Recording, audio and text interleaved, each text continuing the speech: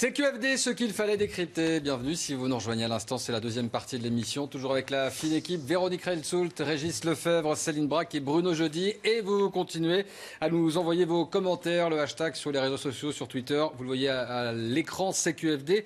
Et télé, tout de suite la question de la semaine.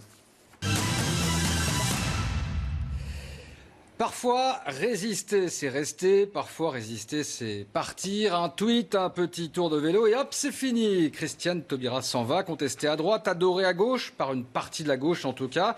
On a fait le bilan cette semaine sur iTélé. On va maintenant s'intéresser à la suite dans CQFD. Bruno, maintenant qu'elle est partie, Christiane Taubira, est-ce qu'elle peut donc devenir le cauchemar de François Hollande ? Alors sur le papier, Florent, franchement, c'est évident. Elle a tous les éléments, tous les ingrédients sont réunis pour être, j'allais dire, le cauchemar, comme vous le dites, de François Hollande, parce que Christiane Taubira en liberté, c'est Christiane Taubira qui peut être la porte-voix de toute la contestation à gauche. Elle peut être aussi, j'allais dire, la mauvaise conscience de François Hollande et de sa politique jugée pas assez à gauche. Il suffit de l'écouter. C'était lors de son départ de la place Vendôme. Je quitte le gouvernement sur un désaccord politique majeur. Je choisis d'être fidèle à moi-même, à mes engagements, à mes combats, à mon rapport aux autres, fidèle à nous, tel que je nous comprends. Alors, désaccord politique majeur, fidèle à nous, on verra qui est ce nous. C'est en tous les cas une sortie à la Jean-Pierre Chevènement, qui avait quitté aussi avec perte et fracas le gouvernement en son époque. Mais la comparaison finalement s'arrête là. On dit Taubira Chevènement. Moi je trouve qu'il faut être prudent parce qu'elle souffle le chaud et le froid. Le soir même de ce départ fracassant, elle se confiait, dans une émission enregistrée le samedi mais diffusée le soir même, elle se confiait à Michel Denisot. On l'écoute. Est-ce que vous serez candidate aux primaires à gauche ? Non, monsieur Denisot. Attention, c'est enregistré. Sûr. Oui, c'est absolument sûr. D'accord. Je sais ce que je fais de ma vie. Très drôle, je sais ce que je fais de ma vie. Pas de primaire donc, c'est ça qu'il faut retenir. Vous savez que la primaire, c'est dans l'air, ça a été lancé par une partie de la gauche. Alors que va faire Christiane Taubira ? Alors on dit un livre déjà, les mauvaises langues à Matignon disent que c'était son plan com pour son bouquin qui doit sortir en mars. Il y aura sûrement des conférences et aussi beaucoup de discours parce qu'au fond, Christiane Taubira, ça va être le ministère de la parole, ça va être celle qui va un peu rappeler à François Hollande ses valeurs, les valeurs de gauche, une sorte de Martine Aubry bis. Elle va prendre le relais un peu d'une Martine Aubry qui est maintenant, on va dire, un peu encalminée dans ses difficultés dans le Nord. Mais moi, je pense que sans mandat, sans troupes, et même si elle a un potentiel politique qui est probablement supérieur à celui d'Arnaud Montebourg, Philippe Etty-Hamon et Duflot réunis, je la vois pas partie pour une deuxième candidature à l'Élysée parce qu'elle avait été candidate en 2002. On va voir ça. On va parler justement de son potentiel. On ne peut pas dire que les Français la regretteront, si on en croit en tout cas le sondage Odoxa sorti cette semaine. 67% satisfaits de son départ. Ce qui n'est pas le cas des sympathisants de gauche. D'ailleurs, c'est presque devenu une icône pour certains. On le voit bien sur le web, Véronique. Oui, en fait, sur le web, on en avait déjà parlé. Elle a une vraie stature. Donc là, elle a un vrai potentiel. Elle a quelque chose. Elle a un terrain de jeu, en tout cas, où elle est forte. D'abord parce qu'elle utilise exactement les codes qui fonctionnent sur le web. Elle a le sens de la formule, elle a le sens des images. Elle sait mettre du lyrisme et de l'enthousiasme dans chacun de ses propos. Donc elle est toujours très relayée. Il suffit de regarder cette semaine. Elle a eu un pic de fans, vous voyez, tout au bout, juste au moment où elle est partie. Donc déjà, hop, elle a réussi à regagner un peu alors qu'elle était déjà très fortement bien positionnée. Et puis, Taubira a été pendant 3 heures le hashtag le plus partagé dans le monde cette semaine. Donc pour vous dire, elle a un vrai potentiel. Et vous montrez aussi ce fameux tweet dont vous parliez tout à l'heure. Ce tweet avec 18 000 retweets, 14 000 j'aime. Donc vous voyez bien que... on a un potentiel extrêmement fort. Dès qu'elle dit quelque chose, c'est repris, c'est valorisé, donc sa parole est forte. Oui, sur Twitter, ça fonctionne très bien. Ça fonctionne très bien. Ça fonctionne d'autant mieux que elle a aussi des people, en tout cas des personnalités qui eux-mêmes ont une base importante de followers, de personnes qui relaient leurs messages, qui s'expriment autour d'elle. C'est le cas de Madame Thierweiler cette semaine, qui lui a rendu hommage. Voilà. Vous classez dans la catégorie People, donc. People, sur le web, en tout cas, ouais. Elle est très suivie et chacun de ses tweets est relayé. Donc, on peut commencer à dire qu'elle compte. Et en tout cas, c'est vrai que chacun des messages, voilà, dès qu'elle dit quelque chose, c'est relayé par les uns et les autres. Et pour vous dire tout ça, c'est qu'en fait, elle a même le sens, je vous disais, elle a le sens des mots et elle a le sens des images. Vous avez commencé durant le sommaire sur cette image qu'on a tous vue du vélo. Vous imaginez bien que ça a bien fait parler sur le web aussi. Le sens des mots, le sens des images. Donc, quelqu'un qui sait exploiter le web. Et pour vous montrer à quel point elle est influente, on vous a fait un petit classement sur la semaine dernière sur le sujet Goodyear. Il n'a rien à voir, mais c'est juste pour vous montrer sa puissance sur un sujet où elle n'a pas beaucoup parlé. Elle a pris 4,1% à elle toute seule des parts de voix sur ce sujet la semaine dernière. Alors il y a Mélenchon qui en a 10%, mais lui il en a beaucoup plus parlé. C'était son sujet. Elle, juste un petit mot et elle prend 4% de parts de voix, on va dire, sur le web sur un sujet. Donc quelqu'un qui est important et qu'il faut écouter et qui en tout cas a un potentiel colossal pour s'exprimer. Donc sa parole porte, son bilan est contesté. On en a beaucoup parlé, mais elle, Christiane Taubira, la femme politique, elle a quelle image dans l'opinion, Céline ? Eh bien, c'est peu de dire que Christiane Taubira a une image contrastée dans l'opinion, parce que on a les 2 tiers des Français qui ont eu une mauvaise opinion d'elle, mais on a les 2 tiers inverses, enfin les 2 tiers des sympathisants de gauche qui ont exactement l'image inverse, qui au contraire aiment Christiane Taubira. Et donc elle clive complètement les Français dans les proximités partisanes, mais il y a aussi cette schizophrénie quand on parle de son caractère. On a voulu tester 3 qualités qu'on lui prête souvent et 3 défauts qu'on lui prête souvent pour voir ce qu'en pensaient les Français. Alors on va commencer par les qualités. On a 76% de Français qui disent qu'elle a des convictions profondes. 71% qui considèrent que c'est une résistante. On a retesté ce terme-là. Et ce qui est intéressant de voir si vous avez des chiffres aussi hauts, c'est parce que les sympathisants de gauche comme de droite sont d'accord pour lui attribuer ces qualificatifs, y compris les sympathisants de droite, pour la qualifier de résistante, alors qu'on aurait pu imaginer qu'ils auraient trouvé le terme un brin galvaudé. En revanche, sur le charisme, vous voyez, bon, on a quand même plus de la moitié des Français qui considèrent que ça s'applique mal. On a voulu aussi tester cette idée de charisme parce qu'il est souvent mis en avant par tous ceux qui soutiennent Christiane Taubira et qui considèrent qu'elle a cet atout pour la suite de sa carrière. Donc ça, c'est pour les qualités. Pour les défauts maintenant, on a vu donc on a testé cette fois-ci trois défauts: orgueilleuse, démagogique, femme du passé. Des choses qu'on entend régulièrement. Alors orgueilleuse, là aussi, bon, elle pourra peut-être considérer elle que ce terme peut être pris de manière positive. Hein, c'est de l'orgueil. Bon, en tout cas, 66% des Français considèrent que c'est une personne orgueilleuse. La démagogie et femme du passé. Bon. La démagogie, 53% en majorité, mais vous voyez, femme du passé, on est sur du 50-50, avec cette fois-ci, sur ces défauts, un clivage total entre les sympathisants de gauche et les sympathisants de droite, c'est-à-dire que les sympathisants de gauche vont considérer qu'elle n'a pas de défauts, et les sympathisants de droite qu'elle a tous ces défauts qu'on a ici testés dans le sondage. Il y a une part de fantasme autour de Christiane Taubira. En tout cas, elle symbolise beaucoup de choses autour d'elle, Régis. Mais pour symboliser plein de choses autour de soi, il faut avoir un actif de marque. Elle a un sacré actif. Je vous propose qu'on découvre quel est cet actif. Les statistiques font leur boulot, moi je fais ma campagne et puis je trouve que c'est très bien qu'on sépare le travail comme ça. Ce qui a de l'importance, c'est la rencontre avec les gens, c'est l'échange, c'est le dialogue, c'est la force de ces idées que je porte. Oui. C'est quoi cet actif? C'est ce dont parlait Bruno tout à l'heure. C'est une campagne présidentielle, c'est une candidature à l'élection présidentielle avec une campagne certes totalement ratée, mais qui empêchera, selon la gauche, Jospin de se qualifier au second tour en 2002. Eh bien, cet acte criminel aux yeux des électeurs de gauche, ça va être son principal atout dans les semaines qui viennent en termes de perception pour au moins 2 raisons.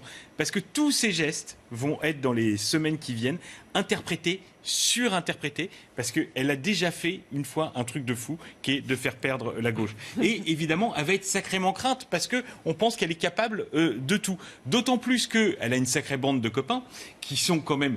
Tous ceux qui sont contre François Hollande, ils se réunissent, ils se voient, on voit bien quelque chose. Donc on peut imaginer que dans leur cerveau va jaillir des plans machiavéliques, ça c'est la première chose. Et puis la deuxième chose, c'est qu'elle sait qu'elle est un symbole et qu'elle va l'utiliser. Et je vous propose de voir comment elle parle d'elle-même. Les symboles, c'est très important en politique. C'est essentiel, c'est fondamental. Vous êtes un symbole. Si on renonce je pensais au symbole, c'est-à-dire à ceux qui nous fait tenir ensemble. Mais je suis surtout une personne, avec mon caractère, avec ma dimension à la fois tourmentée et charnelle. Donc voilà, je ne me vis pas comme un symbole, moi. Ce qu'elle dit, elle dit, je ne veux pas de convention, je préfère cogner. En plus, elle rajoute cela. On sent bien qu'elle fait monter la pression. Évidemment, elle va être, dans les semaines qui viennent, totalement crainte et respectée, parce qu'elle a une perception possible de celle qui incarnera le danger de demain. Alors, elle dit que non. Elle dit je ne dirai pas. Et elle peut être le danger sans se présenter. Beaucoup aimeraient en tout cas la voir prendre la tête de ces frondeurs, peut-être même de la gauche. Philippe Etty, à Mondis, pourquoi pas. Est-ce qu'elle est en position de revendiquer cette place que certains lui accordent, Céline ? Voilà, on a quand même voulu tester cela, demander si parmi les candidats de la gauche, il y a un favori pour une primaire, si elle avait lieu, cette primaire évidemment, pour la présidentielle. Alors non, pour l'instant, la photo ne lui est pas favorable, puisque vous voyez, le favori, quand même assez largement, c'est Arnaud Montebourg, avec plus d'un tiers de Français qui considèrent que c'est lui qui est le favori, qu'il préfère, sachant qu'il a derrière lui une majorité de sympathisants de gauche. Donc ça recoupe aussi cet électorat qui pourrait se déplacer s'il y avait une primaire devant Jean-Luc Mélenchon et assez nettement devant Christiane Taubira, qui devance tout de même Cécile Duflot, qui n'a même plus une majorité de supporters auprès des écologistes, donc il faut quand même le noter, et puis devant Pierre Laurent, qui a un vrai déficit de notoriété, y compris auprès de sa base. Donc pour le moment, on a cette photo-là, avec franchement pas non plus de leader incontestable, même si Montebourg est en tête. C'est quand même la chance de l'exécutif du moment, c'est que certes, il y a beaucoup de déceptions, mais il n'y a pas de leader incontestable de l'extrême gauche ou de la gauche qui se dégage. De toute façon, Montebourg, il a arrêté, Bruno, la politique. Ah oui, c'est vrai ça. Non, il n'a pas arrêté. Montebourg, il est en coulisses, il y croit toujours, il se prépare, il voit régulièrement une petite équipe avec des élus, et il pense que c'est possible. Après tout, en politique, vous savez, si vous n'y croyez pas vous-même, vous n'avez aucune chance. Je rappelle quand même qu'il avait fini 3e, qu'il avait fait un score de 17%, donc c'est quand même un bon socle de départ. Allez, tout de suite dans la peau de... Attention, top, j'ai 56 ans, je suis élu du Finistère, proche de Manuel Valls, spécialiste des questions de sécurité. J'ai présidé la commission des lois, je suis fan de cette chanteuse.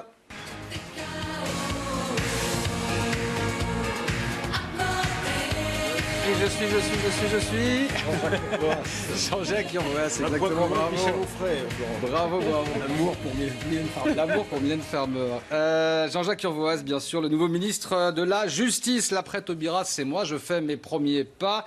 En pleine polémique sur la révision de la Constitution. Alors, comment ne pas louper mes débuts ? Comment imprimer ma marque après Christiane Taubira ? Qu'est-ce que vous me conseillez ? On commence par vous, Véronique.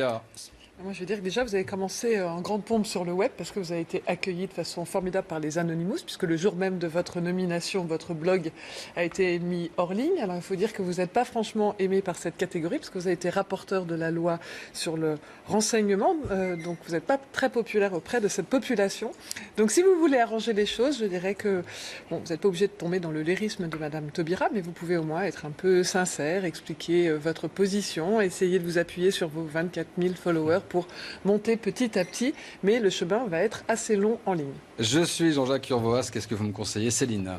Alors, en termes d'opinion, vous avez la chance pour l'instant de démarrer de zéro. Donc, c'est une chance parce que vous êtes effectivement complètement inconnu. Mais que vous avez cet attribut qui vous est accolé par les journalistes, par les politiques, de monsieur sécurité. Et un monsieur sécurité, ça marche bien dans l'opinion. On l'a vu par le passé avec Manuel Valls, on le voit actuellement avec Bernard Cazeneuve. Donc, dans l'opinion, ça devrait être pas mal, d'autant que vous avez un air très très sérieux, un peu terne, vous ne l'êtes peut-être même certainement pas, mais en tout cas dans l'opinion, ça donne des gages d'une personnalité qui est compétente. Donc ça devrait bien marcher. Donc mon petit conseil, ce sera... Pour l'opinion globale, ça devrait bien marcher. Il faudra soigner sa base pour être monsieur sécurité, mais aussi apparaître comme un monsieur justice. Je suis Jean-Jacques Urvoas. Merci pour vos conseils. Céline, qu'est-ce que vous me conseillez, Bruno ?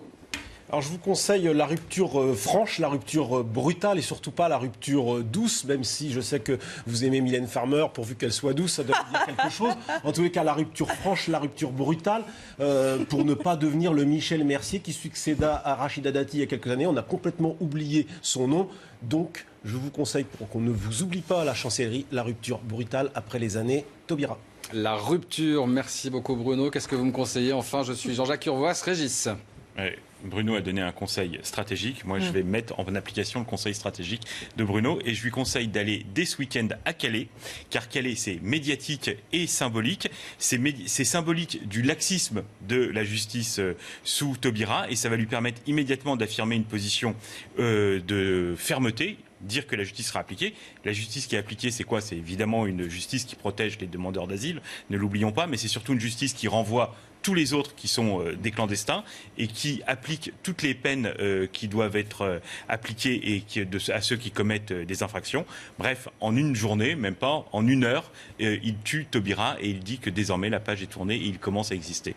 Et la politique s'est tuée, comme le dit très souvent dans cette émission Régis Lefebvre. Vous aussi, vous pouvez donner vos conseils au nouveau ministre de la Justice. Celui-ci, par exemple, c'est extrêmement simple. Donnez enfin aux juges les moyens de travailler. Tout de suite, les winners et les losers. Allez, c'est parti. Qui veut commencer? Allez-y, battez-vous. On commence par vous, Céline. Eh bien, ma winneuse de la semaine m'a été suggérée par un fidèle téléspectateur de l'émission, d'ailleurs, Aurélien, merci. Elle est journaliste, elle s'appelle Megyn Kelly. Elle n'est pas complaisante du tout en interview, même avec les Républicains, alors qu'elle travaille sur Fox News. Et en août dernier, je ne sais pas si vous vous souvenez de ce petit épisode, elle avait déstabilisé Donald Trump avec cette question. Elle lui a demandé, est-ce que vous pouvez dignement prétendre à être président lorsque vous traitez les femmes que vous n'aimez pas de grosses truies, de chiennes ou encore d'animaux dégoûtants? Vexée, Trump avait alors suggéré qu'elle devait sans doute avoir ses règles pour être aussi agressive. Vous voyez, c'était la grande classe. Alors lui, qui dit n'avoir peur de personne, a refusé de faire le dernier débat avant une élection qui était importante. C'était le vote de l'Iowa. Donc il a préféré se défiler plutôt que d'affronter cette journaliste. Donc quand même, bon point pour son courage à cette journaliste. Alors, il a quand même fait un bon coup en faisant le débat. Ça ne veut pas dire qu'en effet, ça veut pas dire du tout qu'il va perdre la Véronique, bien sûr. Je ne savais pas que Céline avait envie de parler de M. Trump, donc moi aussi j'avais retenu M. Trump. Mais plus exactement, moi, c'est plutôt le New York Times qui a fait une compilation de toutes les phrases aussi sublimes que celles qu'on vient d'entendre, parce que sur Twitter, Trump a quand même la fâcheuse habitude depuis 7 mois d'insulter absolument tout le monde, les candidats, les journalistes, les ONG, les gouvernements, enfin bref, tout le monde. Donc si vous avez envie de vous replonger dedans, je pensais aussi à Régis qui aime bien suivre cette campagne. Ils ont tout compilé pour vous. L'encyclopédie des insultes. Voilà.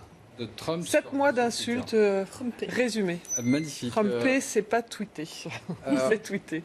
Régis. Moi, mon top, c'est pour coursier.com. Non, c'est pour le maire de Neuilly, Jean-Christophe Fromentin, qui, pendant que Paris était bloqué à cause des taxis, a proposé son scooter pour faire des déplacements dans Paris. Oh, le démago. Sur Twitter. Bah, voyons. Le maire de Neuilly propose une place sur son scooter. Mais n'a encore trouvé personne. Bruno, à vous. Ma winneuse, c'est Natacha Bouchard, la maire Les Républicains de Calais depuis 2008. Elle a bien du courage, cette femme qui dirige une ville qui est aujourd'hui submergée par quelques 6000 migrants. Et le week-end dernier, il y en a 500 d'entre eux qui ont tenté de prendre d'assaut le port, même un ferry. La situation est explosive sur place. Elle a reçu le soutien d'Alain Juppé qui est venu dans la jungle de Calais. Elle lui a glissé: parfois j'aimerais qu'on échange nos villes. Et c'est vrai qu'elle a beaucoup de courage de diriger cette ville dont elle attend la visite du président de la République. Elle l'a demandé, Xavier Bertrand. Voilà, c'était vos winners et vos losers de la semaine. Merci beaucoup. Merci à tous les 4. Merci à Emmanuel Fleury pour l'édition, à toute l'équipe en régie. Merci à vous surtout de nous avoir suivis. CQFD, c'est tous les vendredis 21h et tous les samedis 10h, 14h. Ciao à tous.